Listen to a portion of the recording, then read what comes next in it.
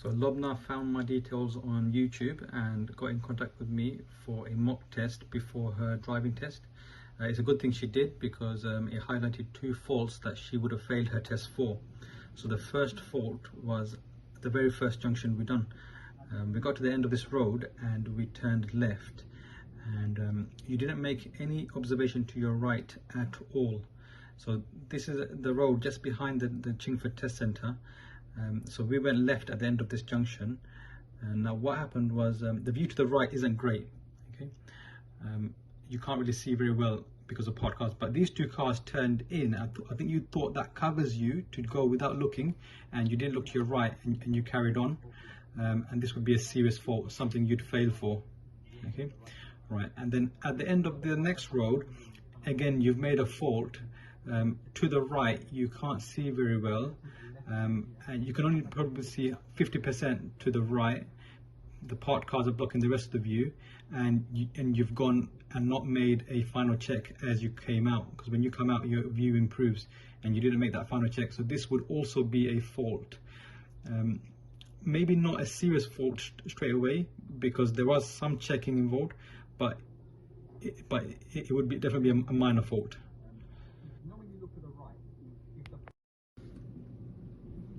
Okay, then we came back to the same road just to check it again, and as we came to the end, we were going to turn left, and you haven't given a signal. So this would be a minor fault on this occasion because it didn't affect any other driver. But if it does affect another driver and they get confused, it could possibly be a serious fault if it really confuses another driver. Okay, on this occasion it's a minor fault. Okay, now the next fault was a minor fault. It was here when we turned right.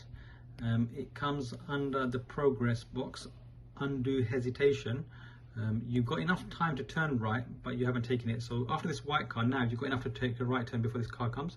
The car's quite far away and you've not taken it. So this would be a minor fault for undue hesitation. It means you got time to go, but you've not taken it. Now your next fault was a minor fault. It was here. We were turning left at the roundabout. Now there's another road on the left before the roundabout, and you gave a signal. You gave it a signal now, which is too early. Okay, on this occasion it's a minor fault because there's no other car waiting to come up that road. But if there was a car waiting to come up that road and you're giving a signal now, the car's going to think you're turning left and the car's going to come out. This would be a serious fault. It would confuse that driver and it'd be dangerous. Because there's no one there, on this occasion it's a minor fault, but it could be a serious fault if there's another car there.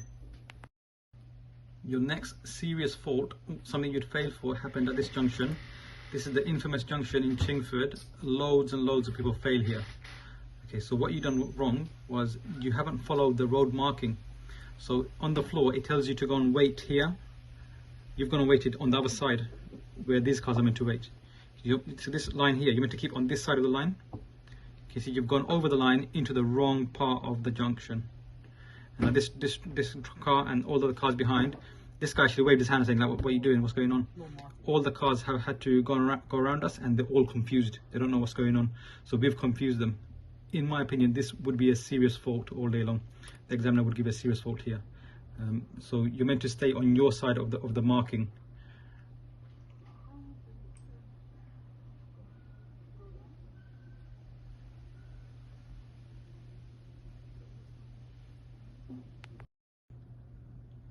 So if I show you again where the marking is, so the marking is this white line here. It marks the separation between where you wait and where the other cars go and wait. So you're meant to stay where this arrow is.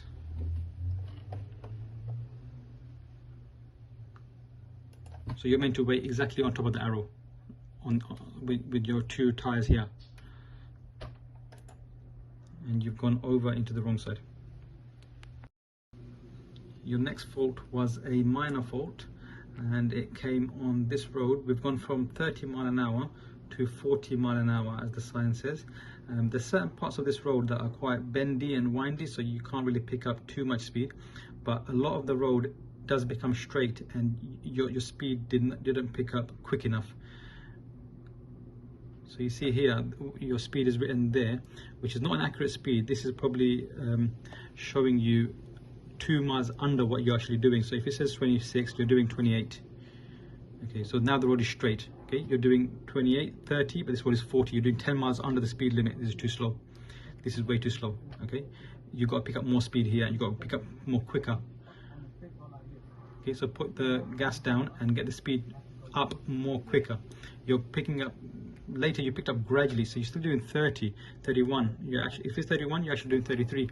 Now look how straight this road is, how clear. There's no parked cars blocking your view. There's no danger. You should be getting up to 40, much more quicker. So this would be a minor fault. If it's a very strict examiner, you know, if they give a serious fault, you can't argue. It was way too under the speed limit.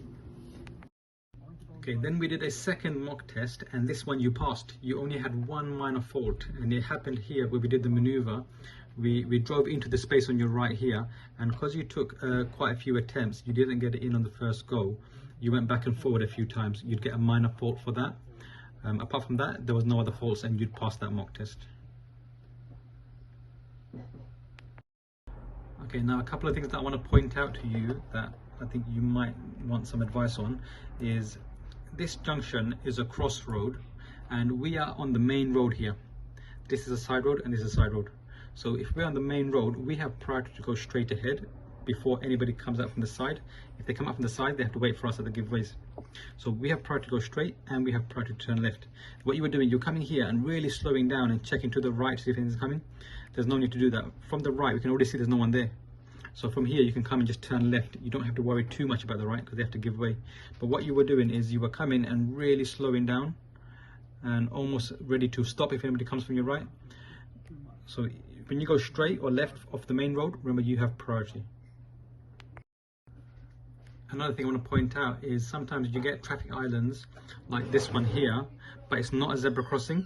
So you see, as you come to it, there's no black and white marking on the floor. There's no flashing light on the poles here on this side. So this is not a zebra crossing. Pedestrians don't have priority over drivers. Drivers have priority to carry on first. Okay. So if there is a pedestrian walking up to one, be careful, but don't go so slow where the lady thinks that you're going to give her way and for her to cross the road. Try to keep going because it's the driver's priority on these. Okay, so there's no black and white marking on the floor. There's no flashing light here or there. It's not a zebra crossing. Okay, drivers have priority over these. Another bit of advice I want to give you is when you approach give way junctions like this, pedestrians have priority to cross the road before we go forward. Okay, so if somebody already started crossing the road, consider stopping and letting them cross the road here. So just wait here and let them cross the road. Okay. And it's the same when you're turning into a junction here. If somebody's crossing the road here, just wait here and let them finish walking to cross the road here because they have priority walking than drivers. Okay, so they have priority first before drivers. So these people have already finished by the time we get there.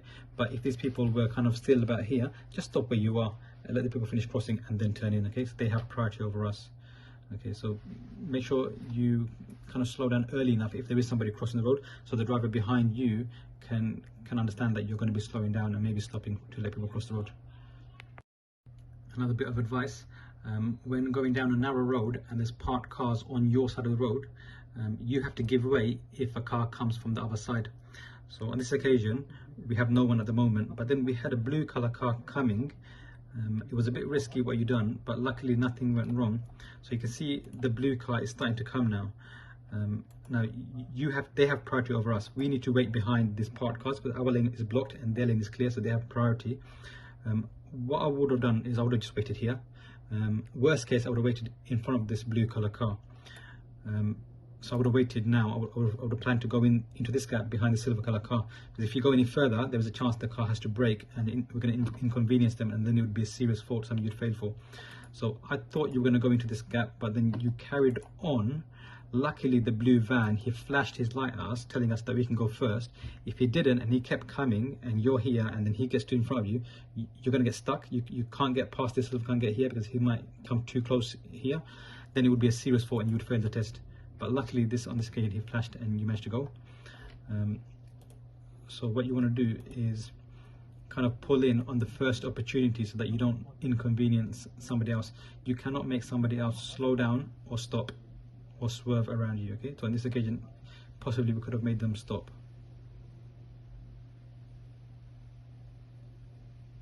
Yeah, so here the blue car has priority. He's given it to us, but he has priority. If he didn't flash his light, you'd have to stop without making him stop. If you make him stop, it could be a serious fault. Okay, now this roundabout you said you wanted to have a second look at. So we were turning right, second exit towards Walthamstow. So if I show you more closely, Walthamstow is second exit. It's quite a weird shape roundabout. So we're going to stay in the right hand lane like we are in, which is this one here. So that's the first exit. So you're taking the next exit after this one. After this one, you're taking the next exit. So what you want to do now is check your left mirror, give a left signal, and take the exit.